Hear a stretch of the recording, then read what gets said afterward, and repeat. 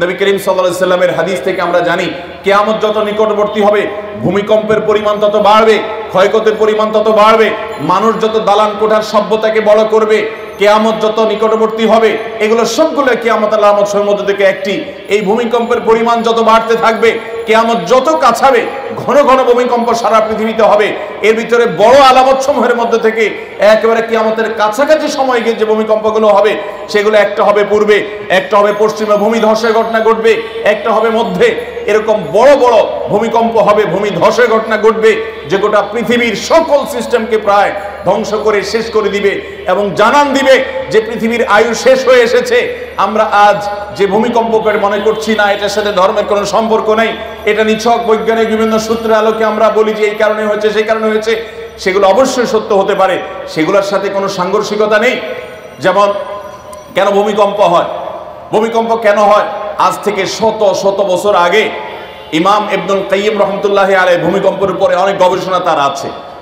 সেই গবেষণাগুলো পড়লে আমরা অবাক হয়ে যাব যে এত বছর আগে ইসলামের ইতিহাসের একজন বড় ইমাম, অনেক উঁচু মাপের একজন গবেষক, কিভাবে তিনি গবেষণা করে এই সমস্ত কারণগুলো আবিষ্কার করেছেন। আমি নিজে ইবনুল কাইয়িম রাহমাতুল্লাহি আলাইহি এর এই সম্পর্কে গবেষণা পড়ে সমসাময়িক বিজ্ঞানীরা আজকের যে সায়েন্স এবং বিজ্ঞান ভূমিকম্পের যে কারণ দর্শায়, এটার কারণ যেগুলোকে ব্যাখ্যা করে, উল্লেখ করে, সেগুলোর সাথে মিলালে দেখি অবিকল মিলে যায়। অবাক করা বিষয়, সে তখন তিনি গবেষণা করে গেছেন। এরকম বাহ্যিক কারণ থাকতেই পারে।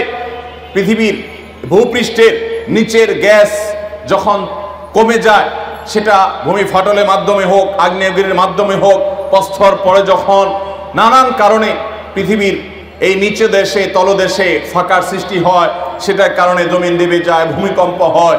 এরকম নানান বিষয় বৈজ্ঞানিক গবেষণা উঠে এসেছে। এগুলোর সাথে কোনো দেশে কোনো সংঘর্ষ নেই। ইসলামের দৃষ্টি হলো, কোরআন এবং হাদিসের দৃষ্টি হলো আরো পেছনে। যেই কারণেই হোক না কেন, ওই কারণের পরের কারণ, তারও পরের কারণ, তারও পরের কারণ, যেগুলো সেগুলো বিজ্ঞান আর বলতে পারবে না। একজন ইমানদার বলতে পারবে আল্লাহর হুকুম হয়েছে, সৃষ্টি জগতের মালিকের ফয়সালা হয়েছে, তাই হয়েছে।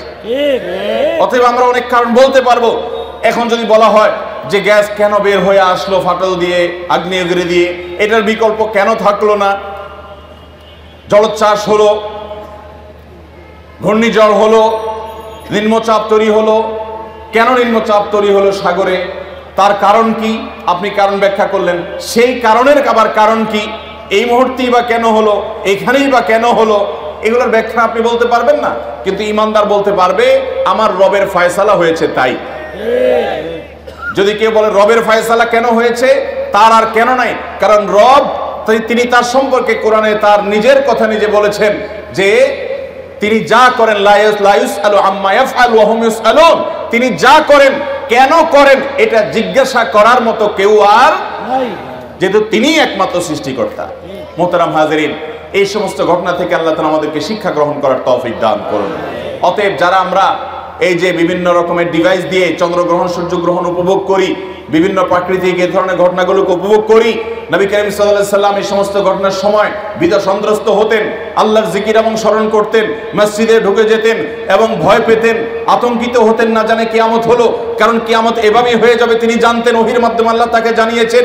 এগুলো শোনার পর আমাদের যে সমস্ত ভাইদের কাছে মনে হয় সেকেলে, তাদেরকে বলছি আজ সামুদ জাতি ঠিক একইভাবে আল্লাহর নবী হুদ আলাইহিস সালাম ও সালেহ আলাইহিস সালামের আল্লাহর দেওয়া ভবিষ্যৎবাণীকে এইভাবে তারা তাচ্ছিল্য করেছিল, ঠাট্টা করেছিল, বিদ্রুপ করেছিল।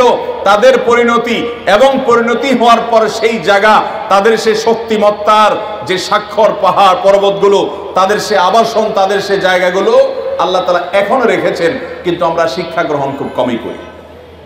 আল্লাহ রাব্বুল আলামিন আমাদেরকে ঈমান আনার তৌফিক নসিব করুন।